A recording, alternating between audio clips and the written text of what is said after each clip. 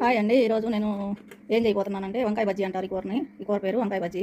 వంకాయలు, టమాటాలు, ఉల్లిపాయ, పచ్చిమిరకాయలు, కొంచెం చింతపండు, పసుపు, కారం వేసి ఉడికించుకుంటారు. ఉడికించుకొని తర్వాత ఏంటి తాలింపు పెట్టుకుంటారు. నేను ఈ వంకాయ బజ్జీ ఎట్లా చేయాలో చూపిస్తాను. కూర పేరు బజ్జీ అంటారు. చూడండి, నేను ఈ కట్ చేసుకొని పొయ్యి మీద పెడతా చూపిస్తాను మీకు. అలా చూడండి, ఇప్పుడు వంకాయలు తరుపుకున్నాను. 2 టమాటాలు వేసాను, 2 పచ్చిమిరకాయలు వేసాను, ఒక ఉల్లిపాయ వేసాను. ఇప్పుడు కొంచెం పసుపు,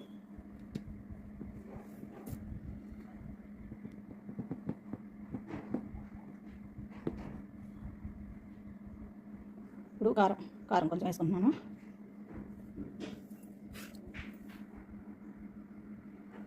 ఇప్పుడు నీళ్ళు సరిపడా నీళ్ళు పోసుకుంటున్నాము. ఇప్పుడు చింతపండు ఒక రెమ్మ వేసుకుంటున్నాను, కొంచెం చింతపండు. ఇప్పుడు పొయ్యి మీద పెట్టి ఉడికించుకుందాం. ఇప్పుడు పొయ్యి మీద పెట్టాను, ఉడికించుకున్నాను. సిమ్లో పెట్టే అవసరం లేదు, మామూలుగా కొంచెం మంట పెట్టుకోవచ్చు. ఇప్పుడు సొరకాయ కూర చేసినట్లే ఉడకబెట్టుకొని వెనుక్కోవాలా. మళ్ళీ ఉడికిన తర్వాత మళ్ళీ చూపిస్తాను.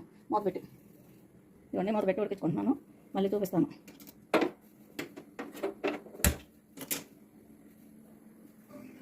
చూసి ఎలా ఉడికింది. ఇప్పుడు ఉప్పు వేసుకొని ఎనుకున్నాం. ఇది ఉప్పు. ఇప్పుడు ఎనుకొని తాలింపు వేసుకోవటం చూపిస్తాను. అదొక తాలింపు కూడా వేగించుకుంటాను. కొంచెం మెంతులు కూడా వేసాను తాలింపులో. శనగపాయలు, మినపప్పు, ఆవాలు, జీలకర్ర, కొంచెం మెంతులు, చిన్నకాయ, కరివేపాకు, 2 మిరపకాయలు తాలింపులో వేనికి చూపిస్తాను. వంకాయ బజ్జీ కూర చూపించాను కదా, ఇక తాలింపు కూడా వేసాను. చాలా చాలా బాగుంటుంది. అన్నంలో బాగుంటుంది, రోటీలో బాగుంటుంది, అన్నింటిలో బాగుంటుంది. తింటే పొట్టి కూర తిన్నా టేస్ట్గా ఉంటుంది, బాగుంటుంది. పొట్టి కూర కూడా బాగా చాలా టేస్ట్గా ఉంటుంది, చాలా బాగుంటుంది. మీరు కూడా చేసుకోండి, ఈజీగా 10 నిమిషాలు అయిపోద్ది కూర. Thank you. ఈ కూరని ఏమంటారంటే వంకాయ బజ్జీ అంటారు.